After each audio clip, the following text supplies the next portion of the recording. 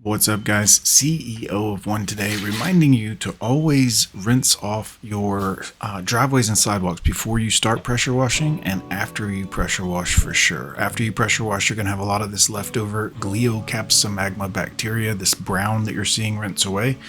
That's, pretty much what was on the surface of the driveway, maybe some driveway silt as well. Get yourself a good rinse tool. You can use a ball valve, you can use a wand. Turbo nozzle doesn't rinse really well, but it is a lot of pressure. This is a dual-headed wand here with two green, which I believe is the 0.25 angle if I'm not mistaken, but use this, rinse off everything. This makes the driveway look 100% better for your customer as long as there's no more black. Also, that silt that's on there, that's like the heavy sand residue, that's not going anywhere even in a decent rain most of the time. So if you don't get it off the driveway never looks completely pressure washed. After we pressure wash this driveway and we rinse it, we're also going to post treat it with just a little downstream.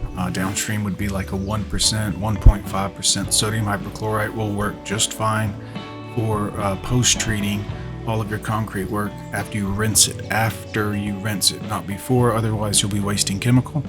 I also want to say that we always pre-treat before we pressure wash a driveway or sidewalk, and we always post-treat. Pre-treat, we like to let it get good and wet, sit there for about maybe 10 minutes, 5 minutes, just to make sure it really gets in there and kills as much of the bacteria before we bust out the surface cleaners. It just works really, really well. We also pressure cleaned this wall here with a turbo nozzle from about 6 to 12 inches away from the wall so we don't damage the brick so bad. It cleaned up great. We also put a little bit of post-treatment on it just to make sure it doesn't grow back as fast. Also to make sure that it really gets the mortar as white as possible and really popping when the customer sees it. So this is a video, the same day we did another video on this channel. You saw me cleaning some wall, I think it was rocks, stones, I guess you'd say, around this person's garden. We upcharged the stones to $150. I think we charged $325 to do this driveway, little sidewalk area, and the brick wall and the front steps. So not bad. 2 men, took us about 2.5, maybe 3 hours maximum, I would say, at this property. And again, we pulled roughly $500 out for those couple hours. So not too bad of a gig. Just make sure you are rinsing everything off well at the end. That way your customer knows that not only did you pressure wash it well, but you've rinsed away the residue.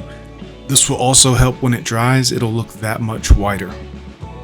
So some of you have asked me about the chemical we pre-treat and post-treat with. It's sodium hypochlorite. That is the active ingredient in bleach. We like to buy it, professionally at about a 12% from a chemical supply company. You can also get it at Walmart in a 10% 1-gallon container in the pool section. It's called Pool Essentials. It's a chlorinating liquid, so you'll find it by the chlorine in Walmart, but it's $5.67 a gallon as opposed to, I believe we pay $3.99 per gallon for 12%. So not only are we getting a hotter percentage for less money, but it definitely works well as opposed to something that may have been on Walmart's shelf for a while. I'm CEO of One, guys. Put it in the comments. I'd love to hear from y'all. You guys have a great day.